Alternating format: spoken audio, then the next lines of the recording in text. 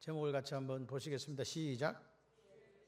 네, 주의 뜻이면 오늘 우리가 계속해서 믿음으로 산다는 것이 무엇인가, 예수를 믿고 예수를 구주와 주님으로 영접하고 살아가는 사람들의 삶의 모습은 어떠해야 되는가, 어느 것 진짜 리얼 크리스찬, 진짜 예수쟁이가 맞는가라는 부분에 대해서 야고보 장로를 통해서 우리가 점검해 나가고 있습니다. 오늘 사실은 두 가지 문제를 이야기하고 있습니다. 하나는 비방과 판단의 문제, 그리고 밑에 장사하는 이야기가 나옵니다. 허탄한 자랑에 대해서 선을 행하지 않는 사람들, 그 두 가지 이야기를 지금 실제적으로 해주고 있습니다. 그래서 우리가 성가대, 제가 옛날에 성가대 할 때, 옛날에 성가대라니까 좀 이상하네. 어쨌든 성가대를 할 때 제가 아주 다양한 분야에서 이렇게 헌신을 했던 사람입니다. 때로는 테너로, 때로는 베이스로, 사람 없으면 일로 가라, 사람 없으면 절로 가라. 그래서 제가 항상 왔다 갔다 하면서 했던 적이 있어요. 그런데 그러니까 성가대를 할 때 기본 원칙이 있습니다. 내 소리 크게 내면 안 돼요. 그러면 내 소리를 크게 내면 어떤 현상이 일어나느냐? 옆에 사람 소리가 안 들리거든요.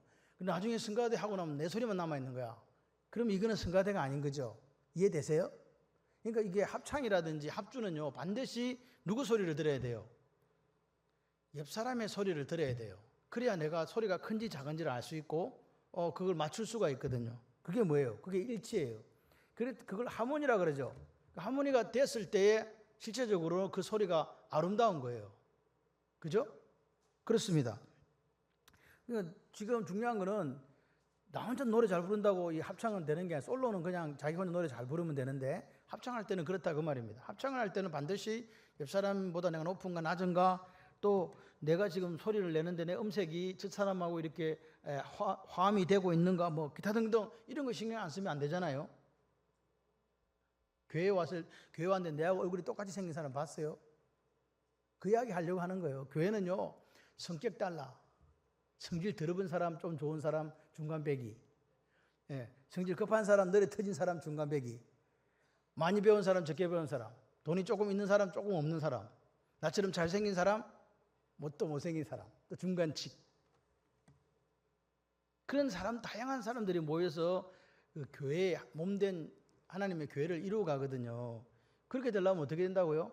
성가대가 하듯이 저 사람이 무슨 소리를 하는지, 내 목소리는 큰지 안 큰지, 내가 지금 하는 게 저 사람 보기 어떻게 비춰지는지, 이런 것들을 어떻게 해야 된다? 살펴야 된다. 아멘이세요? 그렇게 될 때 교회가 일치가 이루어지는 거예요. 성가대는 제가 이렇게 보니까 그 옆 사람하고 잘 이렇게 눈치가 좀 있으면 잘 할 수 있어요. 우리 최모 집사님은 처음에 왔을 때 이렇게 나가 있더라고. 근데 요즘 제 귀에 소리가 들려요. 이게 기적이라. 이게 기적이라. 그래 뭐라는지 아니, 내가 소리가 들리더라니까 하는 이야기가, 그 집사님이 저한테 이런 이야기를 했어요. 제 소리가 들리면 안 되는데요, 그러는 거예요. 그러니까 서당계 3년이 뭐 얼른다? 서당계도 걔도 서당에 보내놓으면 글을 배워와요. 그러니까 우리도 하나님 앞에 변신할 때 내가 잘하는 건 없었지만 하나님께서 우리에게 각양 은사대로 일을 맡기신 거거든요. 그래서 그 자리에서 같이 해봐요. 어울리는 사람이 되자. 어디나 갖다 놔도 어울리는 사람이 되시면 돼요. 그런데 항상 문제는 어디서 발생하는가? 잘난 몇 사람 때문에 생기는 거예요. 내가 노래를 잘한다는 거야. 내가 음대를 나왔다는 거지. 그래서 다른 사람들한테 계속 반음 낮다, 반음 높다, 빠르다, 늦다, 소리가 크다, 소리가 작다, 이렇게 해버리면 그 다음부터 노래 된다 안 된다? 그때부터 하나가 안 되는 거예요. 일치가 안 돼. 깨져 버리는 거죠. 그래서 우리가 하나가 되려고 하면요, 저 사람이 뭐라고 이야기하는지 잘 들으시면 돼요. 그러면 저 사람은 저렇게 생각하고 있구나. 귀가 열려야 돼요. 귀가 막힌다는 말이 있잖아요. 귀가 막히시면 안 되고 귀가 열리시기를 주님의 이름으로 축원합니다. 그리고 조금 내 소리를 줄여보세요. 하고 싶은 이야기를 딱 참고 줄여보면 저렇게 이런 소리가 있구나. 근데 저는 귀가 너무 이게 예민한 스타일이에요. 저는 안 들어야 될 소리가 자꾸 들려요. 자다가 저기 트리비앙 저쪽 아파트 어디에도 나는 소리까지 들려요. 그래서 이게 좀 문제예요, 사실은. 잠을 제대로 못 자요. 분명히 나가보면 아무것도 없는데 기계 음소리가요. 제가 이제 이게 사실은 그 직업병이라고 해야 되나? 예, 직업병. 대학 때부터 계속 그런 훈련을 해나가니까 전화기만 딱 울리면 옛날에는 이게 좀 이게 울렁증이 있었어요. 전화기 딱 오면요, 이거 보고를 해야 되거든요. 전화기를 바로 딱 잡아야 돼요. 안 잡으면 이제 어떻게 된다? 큰일 난다. 당직 서고 막 이런 것들 때문에 그런 것들을 한 10년 가까이 했더니요. 이게 전화 우리 집에 왔는데도 이제 그런 것 때문에 가슴이 두근두근 했는데 요즘은 사라졌어요.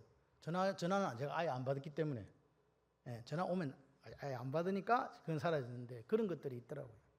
그래서 오늘 제가 이렇게 보면서 교회 안에서 교회 일치를 깨트리는 것들이 뭔가? 그 오늘 요거예요. 비방과 판단이요. 보세요. 오늘 우리가 다른 사람을 이렇게 야 노래 좀 잘해라. 왜 자꾸 음이 자꾸 쳐져? 이렇게 하면 그냥 기분 나빠지잖아요. 노래 안 부르고 싶잖아요. 자기가 들은 사람이 생각하니까 지도 별로 못하면서 이런 생각 들거든요. 자기도 틀릴 때 있더만 왜 남한테만 틀렸다고 이야기하지? 그러니까 이제 마음이 상하거든요. 그러면 이제 뭐예요? 그러니까 이제 찬양대가 엉망진창이 되는 거죠. 그러니까 우리가 서로에게 뭐라고 나무라는 것은 유익이 된다, 유익이 안 된다? 안 된다. 칭찬은 고래도 춤을 추지만 나무라는 것은 아무리 좋은 소리도 이게 좋은 소리로 안 들릴 때가 많아요. 그러니까 내 본심이 저 사람한테 전달이 잘 안 됩니다. 나무랄 때는 그래요. 나는 저 사람을 사랑해서 정말로 내가 내 마음속에 우러나오는 그런 이야기를 해줬는데 이 사람은 그렇게 안 듣는 거죠. 그래서 이게 보시면 오늘 이야기합니다. 오늘 교회가 하나 되기 위해서는 믿음으로 살기 위해서는 뭘 안 해야 되냐? 서로 비방을 하면 안 된다. 서로 비방하지 말라는 말은 한 사람만 저 사람을 비방한다는 말입니까? 니도 비방하고 나도 비방한다는 말입니까? 서로는 그렇거든요. 서로는 혼자 비방하는 게 아니라 교회 안에서 서로 비방하는 거예요. 내 잘났다고, 니 잘못됐다고 이렇게 손가락질하면서 하더라 이 말입니다. 이 카탈랄레오라는 말은 이 뜻이 어디서 뿌리가 어디서 중상가, 험담하는 사람들 뭐 그런 데서 이게 글자가 파생이 됐거든요. 다시 말해서 어떤 사람에게 타당성 있는 이유가 있는 건면한 게 아닙니다. 이 비방이란 말은 이유가 없어요. 타당한 이유도 없어요. 그냥 험담하고 중상모략하는 거예요. 없는 거. 결국은 뭡니까? 이 비방이란 말은 어디에 가깝냐니까 이유가 없는 험담이에요. 저 사람이 그런 말을 들을 이유가 전혀 없어요. 그리고 사실은 그런 사실도 없었는데 이제 거짓말로 만들어내는 거지. 그걸 만들어내 가지고 저 사람을 중상모략한다. 그게 바로 여기 나오는 이 카탈랄레오, 비방한다는 의미입니다. 이렇게 교회가 되면 교회가 어떻게 되겠어요? 행복해지겠죠. 아주. 서로가 이렇게 하는 거예요. 서로가 없는 말을 만들어서 거짓말하고 중상모략하고 저 사람을 어떻게 한다고요? 험담할 때 교회는요, 교회 일치가 이루어지는 것이 아니라 바로 깨집니다. 가정도 마찬가지입니다. 가정에서도 그래, 똑같아요. 직장 가서도 마찬가지예요. 이거는 어떤 공동체 안에서 이런 일이 생겼을 때는요, 그 공동체는 반드시 분열되고 와해될 수밖에 없다. 그런데 오늘 여기 지금 야고보 장로가 하는 서로 비방하는 이 이야기는 교회 안에서의 이야기입니다.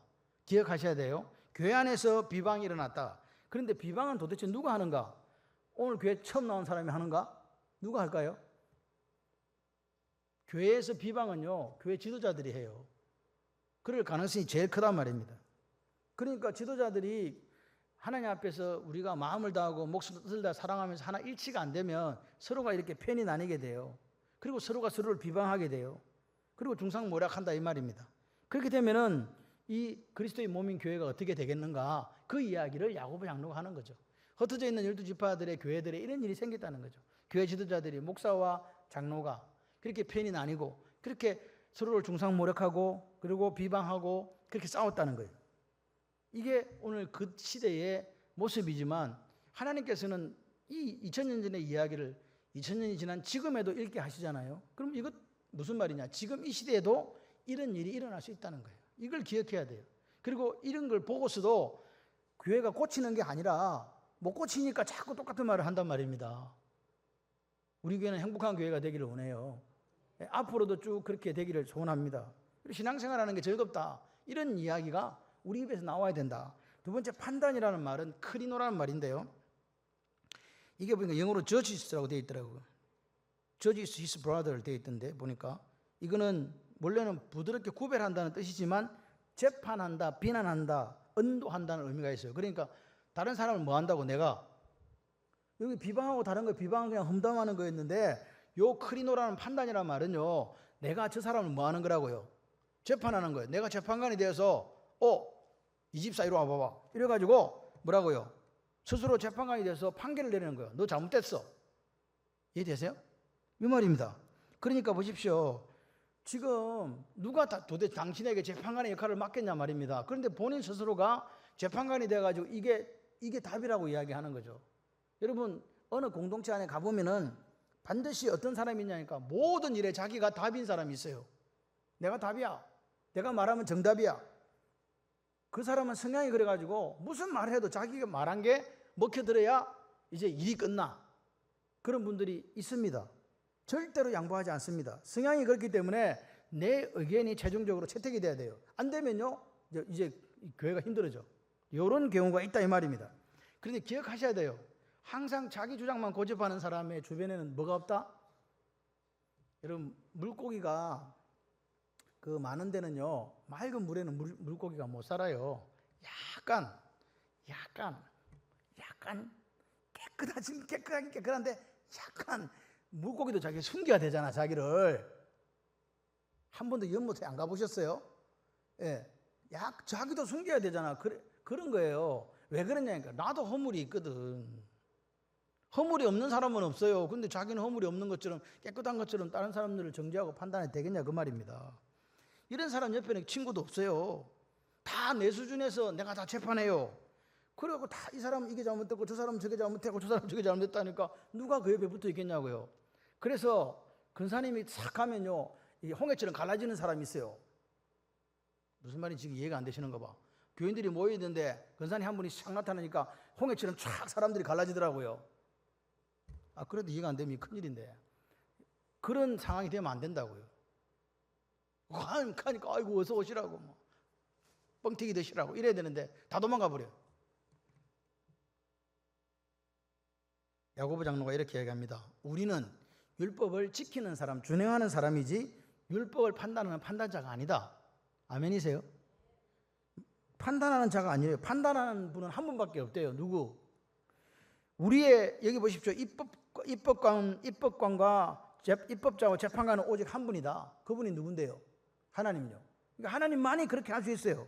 우리는 그냥 하나님께서 만들어주신 그 말씀을 따라 준행하는 사람, 사는 사람이지 네가 다른 사람을 하나님 자리에 앉아가지고 재판하면서 그렇게 판단하지 말라는 거예요. 그럼 그건 믿음 생활 아니다. 하나님만이 우리를 구원하시기도 하고 멸하시기도 한다 믿으시면 아멘. 그러면서 이야기합니다. 네가 누구이기에 이웃을 판단하느냐? 네가 도대체 판단할 사람이냐? 판단받을 사람이냐? 판단하라 판단하지 마라. 그런데 우리가 얼마나 많은 비방과 판단함이 사냐 이 말입니다. 그것은 하나님 바라보실 때 믿음 생활이 아니다. 믿음으로 살아가는 사람의 모습이 아니다고 우리는 알고 있단 말이에요. 그런데도 뭐라고요? 그렇게 한다 이 말입니다. 지금 다른 사람을 비방하고 판단하는 이 행위가 지금 실제적으로는 계명으로 들어가 보게 되면 내 이웃에 대하여 거짓 증거하지 말라는 걸 그대로 지금 어기고 있는 거잖아요. 더더군다나 예수님께서 우리에게 말씀하신 뭐요? 내 형제를 내 이웃을 어떻게 사랑해라? 네 몸과 같이 사랑해라. 우리 이 말을 모르는 분은 아무도 없어요. 근데 몸과 같이 아무도 사랑 안 하는 게 문제라니까요. 이웃에 대해서. 그래서 오늘 우리가 곰곰이 생각해 봐야 돼요. 우리가 행복한 교회 원하나? 우리 교회 행복해지기를 원하나? 나는 행복한 신앙생활을 하기 원하나? 그러면 뭐부터 하면 되냐니 같이 해봐요. 비방과 판단을 거치면 됩니다. 나는 비방하지 않을 거야. 나는 판단하지 않을 거야. 오히려 저 집사님을 내가 위로해주고 격려해주고 칭찬할 거야. 그렇게 가시기를 바랍니다. 그럴 때 그 사람 주위에 사람들이 몰려들어요. 우리 저 집사님과 같이 일하고 싶어. 그렇게 되는 거예요. 그럴 때 교회가 하나님 원하시는 하나의 교회가 될 수 있다. 여러분 오늘 생각해봐요. 성가대가 이렇게 모여있는데 노래 잘하는 사람 못하는 사람 있는데 똑같을 수는 없잖아요. 그래서 어떻게 해요? 내가 크게 노래하면 내 소리밖에 안 들리고 다른 사람 소리 안 들리니까 좀 더 내가 작게 해가지고 저 사람 소리를 들으면 내가 맞춰줘야지 하는 생각을 갖고 그렇게 찬양을 하시면 좋겠다. 마찬가지로 비방과 판단을 일삼으면요, 나는 내가 똑똑하고 내가 잘났고 내가 흠이었기 때문에 다른 사람 목소리가 들릴까요? 안 들릴까요? 하나님의 음성이 들릴까요? 안 들릴까요? 안 들려요. 그래서 교회 일치는 머나먼 남은 나라 이야기가 된다. 교회 안에서요, 이렇게 전부 다 내가 옳다고 소리치면 어떤 교회가 될까요? 생각을 해봐요. 너는 틀렸고 나는 맞다고, 너는 잘못했다고, 이런 사람들만 교회에 있다면 그 교회는 갈갈이 찢길 수밖에 없는 거 아니겠습니까? 그런 교회 행복하겠습니까? 그런 교회 기쁨이 넘치겠습니까? 그래서 야고보 장로는 우리가 믿음 생활을 제대로 하려고 하면 반드시 하지 말아야 될 게 있는데 그게 비방과 판단이다. 그걸 교회를 해치는 독이고 교회를 해치는 악이다. 절대로 그렇게 하지 마십시오. 이게 일단락의 이야기입니다. 두 번째, 우리가 두 번째 가기 전에 그래서 뭐라고요? 다른 사람의 소리를 잘 들을 수 있는 그런 사람들이 다 되어야 된다. 영어에 understanding이라는 말이 있습니다. 이 이해한다는 뜻인데요. under 아래, 스탠드라는 것, 계단 아래에 있다는 거죠. 내가 저 사람의 말을 들을 때 위에서 아래를 쳐다보면서 그 사람 말을 듣는 게 아니라 한 계단 내려가 가지고 그 사람을 위로 쳐다보면서 그 사람 말을 듣는 그게 이해래요. 그 어원이 그렇답니다. 그래서 오늘 우리가 저 사람 말을 들으려면 내가 저 사람보다 낮은 자리에서 겸손하게 그 사람 말을 경청할 때 그 사람 말을 이해할 수 있다. 아멘이시죠? 그래서 오늘 우리가 이 비판과 판단을 거치라는 이 말씀 속에서 어떤 기도가 필요하냐? 다른 사람의 소리를 들을 수 있는 귀를 주십시오. 다른 사람의 소리를 들을 수 있는, 저 사람의 주님이 우리의 작은 신음에도 우리의 그 고통을 귀 기울이시고 응답하시기 때문에 우리도 옆 사람의 아픔과 눈물에 대해서, 그 신음에 대해서 들을 수 있는 귀를 달라고 기도할 때에 하나님 원하시는 아름다운 교회가 되고 행복한 신앙이 된다. 할렐루야. 그래, 그 다음이 뭐냐? 그러니까 교회 일치를 해치는 게 비판과 판단의 문제라면, 두 번째는 선을 행할 줄 알고도 행하지 않는 욕심에 대한 문제를 지금 우리에게 다루고 있다. 밑에 보십시오. 자, 성경을 한번 보세요. 17절에 그러므로 이게 됩니다. 그러므로 사람이 뭘 행할 줄 알고도 뭘 행하지 않는다? 선을 행할 줄 알고도 뭐 하지 않으면, 행하지 아니하면 뭐가 된다? 죄가 된다. 선을 안단 말입니다. 어떤 게 하는 것이 선을 행하는 것이 줄 아는데 뭐 때문에 지금 선을 안 행하는 거예요? 자기 욕심 때문에요.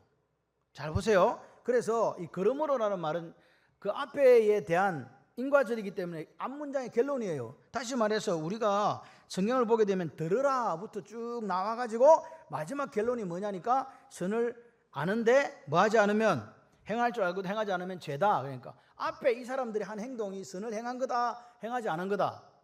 행하지 않은 거기 때문에 지금 선을 행하지 않은 것이 알고도 행하지 않은 게 죄다 이야기하는 거라고요. 그럼 이 사람들 도대체 무슨 짓을 했냐 그 말이에요.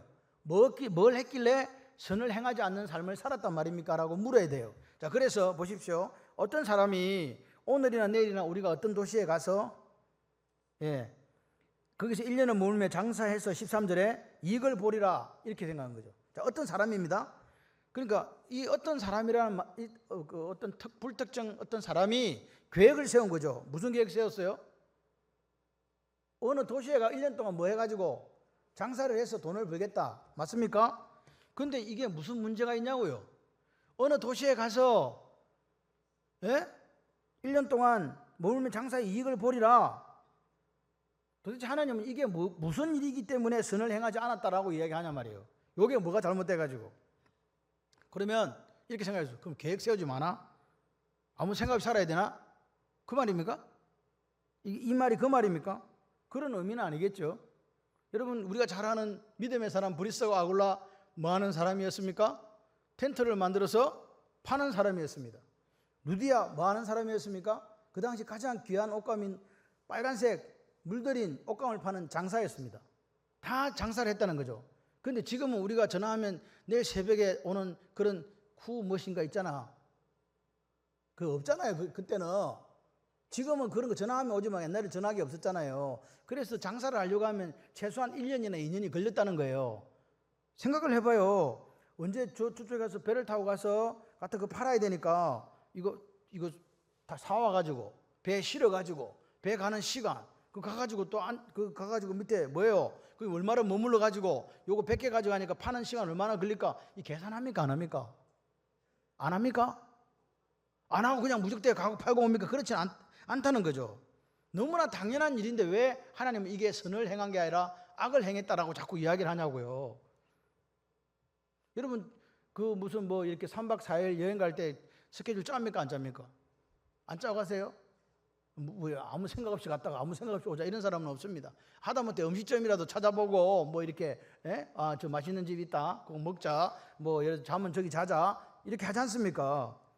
그런데 돈을 벌어보겠다고 장사하는 사람이 계획을 세우는데 잘못됐다, 이익을 남기려고 하면 잘못됐다, 왜 이런 말을 할까? 당연히 계획 짜고 이익을 남겨야 되는데 왜 이걸 하나님께서는 선을 행하지 않는 일이라고 책망을 하시면서 선을 행할 줄 알고도 행하지 않으면 죄다라고 이야기했단 말이에요.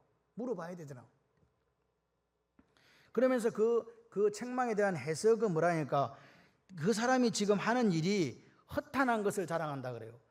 저 1년 동안 가가지고 장사해서 이익을 보리라 한 그것을 보고 하나님 뭐라고요? 너 지금 허탄한 자랑하고 있네 이렇게 얘기해요.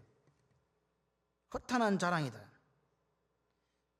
이제도 허탄한 것을 자랑하니 그러한 자랑은 다 악한 거다. 허탄한 자랑이란 말입니다. 허망하다 그 말이에요. 네 자랑하는데 그거 허탄한 거다. 그러니까 다시 말해서 이 사람은 계획도 세우는 것이 맞고 이익을 내는 것도 맞는데 뭐가가 지금 한 개가 문제가 생긴 거예요. 그게 뭐냐? 여러분 우리가 죄를 지었다는 말, 하마르티아라는 말은 관역을 빗나갔다는 뜻이잖아요. 화살이 이번 양궁에 그 이렇게 10점 계속 싼 사람 있대. 누군가 있어. 막 계속 쐈대. 그래서 그게 신기록이래요. 계속 10점만 쐈대요. 그게 지금 관역을 잘 맞춘 거예요. 그러니까 금메달 주잖아. 하나님도 금메달을 주세요. 관역을 잘 맞추면. 못 맞추면 그게 죄라고. 다시 말해서 하나님의 의도대로, 하나님의 뜻대로 10점 그러면 잘했어 이렇게 하는데, 하나님의 뜻이 없이 10점 맞추면 잘못됐다고 이야기하는 거예요. 지금 이 말을 잘 해석하셔야 돼요. 계획을 짜지 말라는 거 아닙니다. 이익을 보지 말라는 거 아닙니다. 중요한 것은 뭐가 개입됐습니까? 거기에 하나님의 뜻이에요. 주의 뜻이면 이게 들어갔다고요. 어떤 사람이 계획을 세울 때 주의 뜻이 없이 내 계획대로 세우는 것은 결국 자기 이익, 자기 욕심을 위해서 하는 일이라고요. 근데 하나님 뜻이 거기에 딱 개입돼요. 하나님 마음이 딱 들어와요. 내가 어떤 사업이나 어떤 계획을 세울 때 그러면요 반드시 고려 대상이 나와요. 내가 이 이익을 냈을 때 어떻게 할 것인가? 무슨 말씀이 이해되십니까? 돈을 벌었을 때, 내가 직장을 가는데 돈을 벌었을 때 이거 어떻게 할 건가? 하나님이 들어가지 않으면 우리 욕심을 다 자기 마음대로 그걸 사용합니다. 근데 하나님 뜻이 딱 들어가게 되면요 하나님한테 묻는 거예요. 하나님 이거 어떻게 해야 되는데요? 그게 지금 제대로 된 계획인데 이 사람들은 뭐라고요? 그 계획의 의도가 빗나갔다는 거죠. 이 사람들은 예수쟁이입니다. 그런데 예수쟁이인데 1년 동안 장사하는데 그렇게 풍랑에 배가 엎어져가 자초당해가지고 다 파선해서 생명까지 이룰 수 있는 그런 항해를 해야 되는 사람이 장래의 계획을 세우면서 누구를 배제해버렸다? 하나님을 빼버린 거예요. 그리고 자기 욕심이 이끄는 대로 뭘 세웠다? 계획을 세운 거란 말입니다. 계획을 세우지 말라는 이야기 아닙니다. 여러분 오늘 그 계획에 대해서 저는요 우리가 지금 이사야서를 강의하고 있는 15장에 모압이 망했는데 하룻밤에 망했다 그래요. 두루가 그렇게 무역이 왕성해가지고 그렇게 잘 됐는데 그 바벨론에서 두루도 하룻밤에 망해요. 계시록에 가보면 그렇게 강성했던 바벨론이 한 시간에 망합니다. 이게 무슨 말이냐? 무슨 말이냐? 인간이 만들어 놓은 것들에 대한 허무함을 이야기하는 거예요. 네가 가지고 있는 거, 네가 이루었다고 생각하는 게 뭐라고요?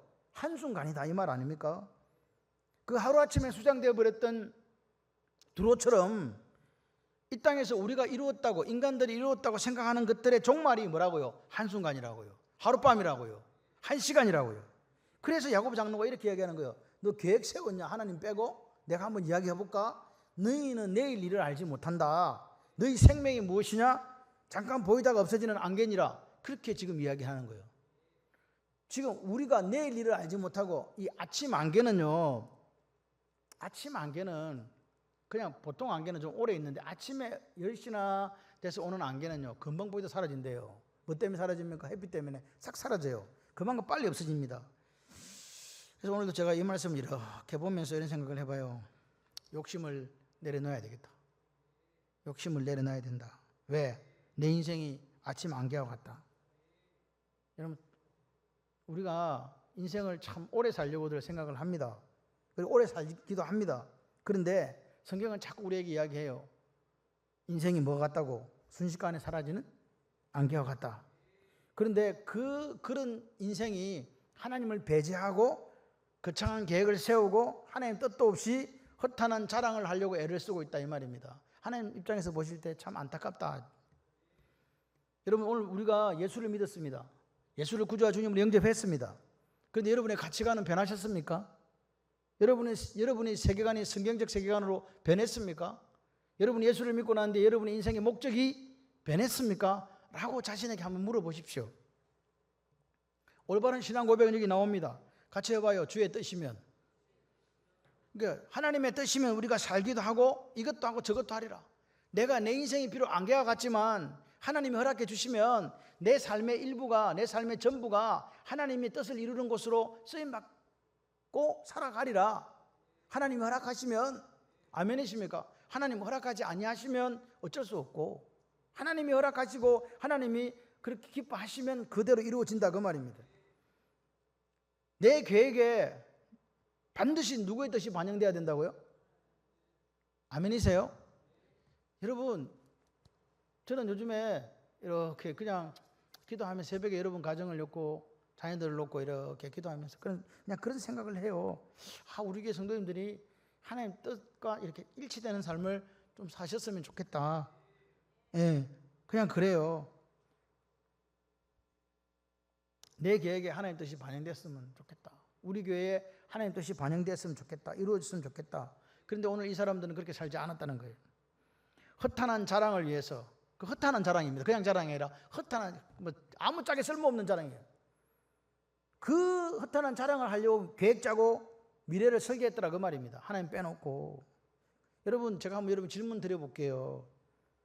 하나님이 보실 때 선과 악의 기준이 뭔지 아십니까? 우리는 선하다는 악하다는 걸 우리 머릿속에 지금 생각을 해요. 근데 하나님 보실 때 선한 거, 하나님 보실 때 악한 거는 뭐냐 하니까 하나님이 그게 내 뜻과 일치하는구나, 그게 선한 거예요. 네 지금 계획 세웠는데 내 뜻과 맞지 않구나, 그게 악한 거라고요. 우리는 무슨 다른 사람을 해하고 죽이고 강도하는 것을 나쁜 것이라 생각하는데 하나님은 그렇게 보신 것이 아니라 네가 지금 살아가는 데 있어서, 계획함에 있어서, 네 인생을 설계함에 있어서 내 뜻과 같지 않구나, 그게 악한 거라고요.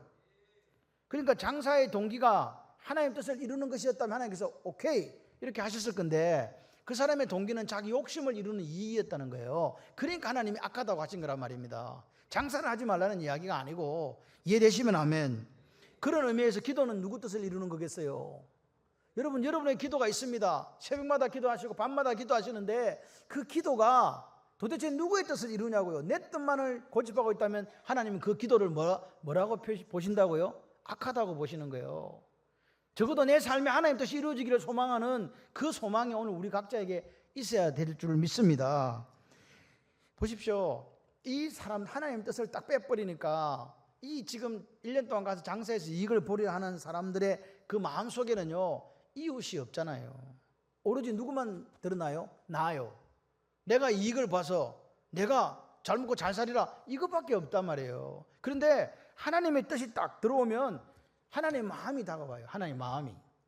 아멘이십니까? 여러분, 하나님의 마음을 아십니까? 저는 성경을 보면서 가장 중요하게 생각하는 게 문자적인 해석이 아니라 그 말씀을 하시는 하나님의 마음이 뭘까를 봐요. 여러분도 성경을 이렇게 읽으시면서 하나님 왜 이렇게 말씀하셨을까? 하나님의 마음은 어떨까? 우리가 자녀들을 바라볼 때 제일 그게 기쁠 때가 자녀가 부모의 마음을 알아줄 때잖아요. 우리 엄마가 이렇게 생각하는 걸 내가 미처 못했네, 내가 이렇게 해야지 할 때 그 자식 키우는 보람이 있는 거예요. 마찬가지, 하나님도 마찬가지입니다. 하나님 우리를 바라보시면서 야, 네가 내 마음을 읽을 줄 아는구나.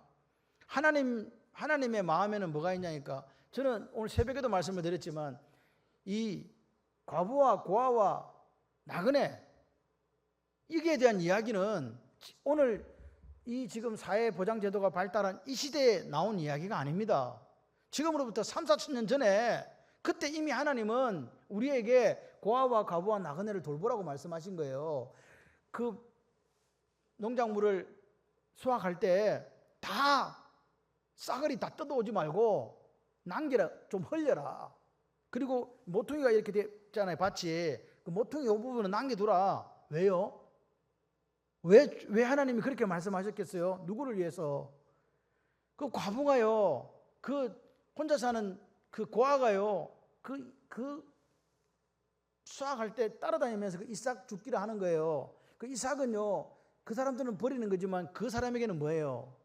생명이에요, 생명. 그런데 악한 농부는 다 가져가 버리는 거야. 그렇게 하지 말라는 거예요. 그게 하나님 마음이라니까요. 지금 와서 무슨 뭐 나라가 무슨 복지제도가 발달하고 어쩌고저쩌고 하면서 뭐 가난한 자를 베풀, 이게 아닙니다. 하나님 원래부터 그랬어요. 내 이웃을 네 몸같이 사랑하라고. 십계명을 주실 때부터 그랬잖아요. 그렇기 때문에 하나님 뜻을 생각하는 사람은 반드시 머릿속에 들어온 두 개 단어가 있어요. 그게 나눔과 베품입니다. 오늘 우리가 깨어있는 삶도 마찬가지예요. 나누고 베풀고 섬기는 삶이 아니면 오늘 하나님은 마지막 때를 깨어서 살아가는 삶이 아니라 이야기하고, 야고보 장로도 똑같이 오늘 우리에게 이야기합니다. 17절에 그래서 이런 말을 해요. 선을 행할 줄 알고도 행하지 않는 것은 뭐라고요? 죄라고요. 여러분 이 시간에 자기 자신에게 한번 물어보십시오. 나는 이 말을 아는가 모르는가? 선을 행하라 이 말을 아는가 모르는가? 여러분 솔직히 착하게 사는 게 뭔지 아시죠?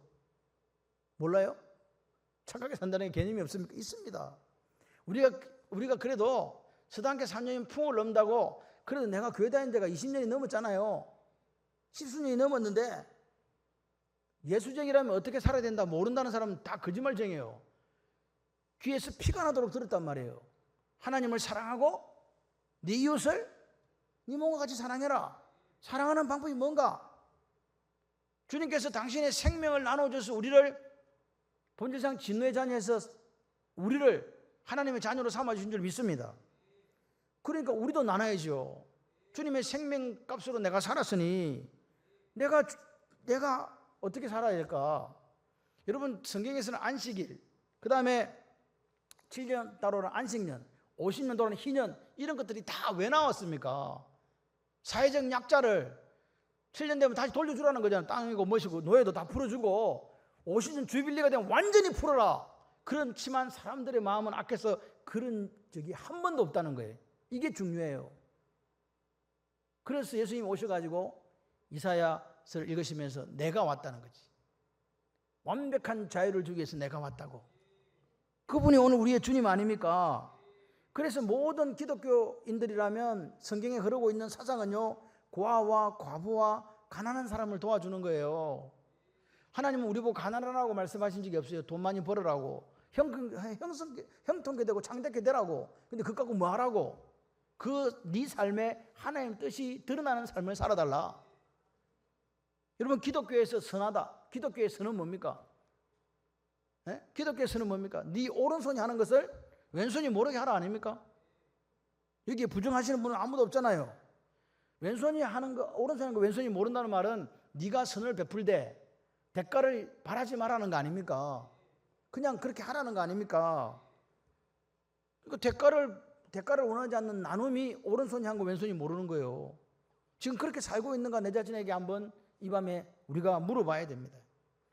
그렇게 나누는 거, 오른손이 한 거 왼손이 모르도록 나누는 그게 내가 하나님 뜻에 순종하는 의지고 믿음이고 마음이다.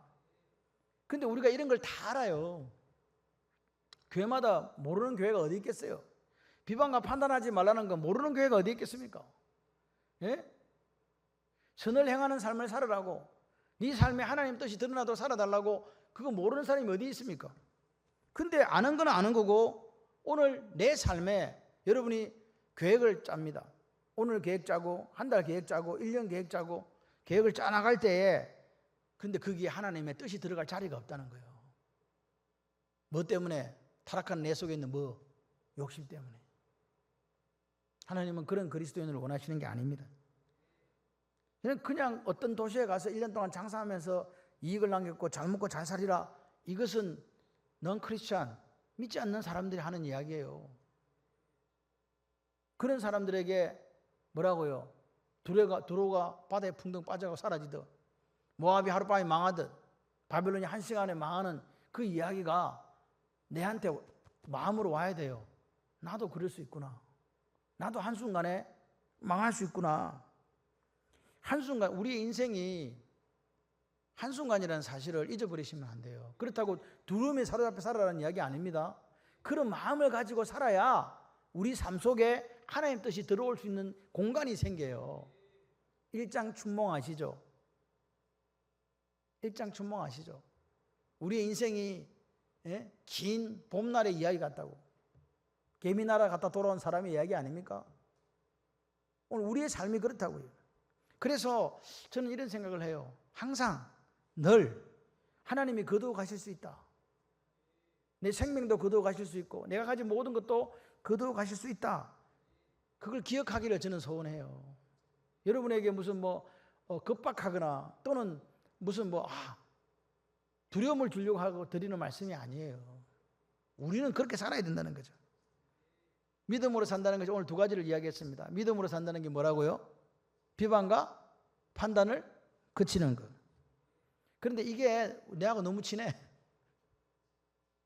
입만 벌리면 비방하고 입만 벌리면 판단해요, 우리가. 사실요. 가만 돌아보니까요. 그만두기가 사실 너무 어려워. 그런데 이거 그만두지 않으면 여러분이 가정이 행복해지지 않아요. 인생이 행복해지지 않고요. 그리고 여러분의 신앙생활도 행복해지지 않습니다. 행복한 교회를 가보세요. 우리 교회 오는 사람들이 대부분의 이야기가 그래요. 교회가 너무 따뜻하대요. 여러분의 얼굴을 보고 하는 이야기입니다. 여러분의 얼굴을 보고 하는 이야기라고요.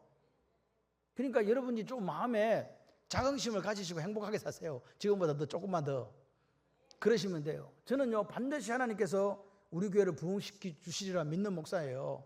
왜? 목사가 그렇고 성도들이 그러니까 하나님께서 이 시대에 부흥을 부어주려면 우리 교회 아니면 어느 교회를 부어준단 말인가? 저는 당당하게 새벽에 그렇게 기도합니다. 어느 교회 도대체 부흥을 부어주시려고요? 네, 그렇게 기도합니다. 하나님 보실 때 이 정신 나간 그렇게 하실지 모르지만 저는 그냥 마음이 그래요. 네. 두 번째 믿음으로 산다는 건 뭐라고요? 두 번째 챕터에서 뭐라고 얘기했습니까? 하나님의 뜻이면 내가 무엇이든지 하겠다. 내가 하나님 뜻이면 무엇이든지 하고 내 삶에 하나님 기뻐하시는 선을 행하는 삶을 살아야 되겠다. 그 고백이 있고 그렇게 살아가는 게 믿음으로 사는 거라고요. 하나님 없이 계획 세우고 하나님 없이 욕심에 사로잡혀 살아가는 거 그거 뭐라고요? 하룻밤이다. 그렇게 기억하시면서 어리석은 그거 내버려 두고 내 삶의 모든 부분에 하나님의 뜻이 개입될 수 있도록 마음을 여시고 살아가시기를 바랍니다. 하나님 오늘 밤에 이렇게 이야기하시는 거예요. 같이 한번 이거 했으면 좋겠어요. 나누고 베푸는 삶에 여백을 남겨놓고 사십시오. 그런 삶이 되시기를 바랍니다. 그래서 우리가 마지막 내 삶이 다할 때 내가 적어도 참 부족하지만 내 삶에 하나님의 뜻이 그렇게 드러났다고, 내 삶에 하나님의 뜻이 있어서 부족하지만 나누고 베풀고 살았다고, 하나님 주신 복으로 내 삶에 그 나누고 베푸는 삶의 여백을 항상 남겨두고 살아노라고 그렇게 하나님 앞에 말할 수 있는 그 당당함이 멋짐이 우리 모두에 있기를 주님의 이름으로 축원합니다.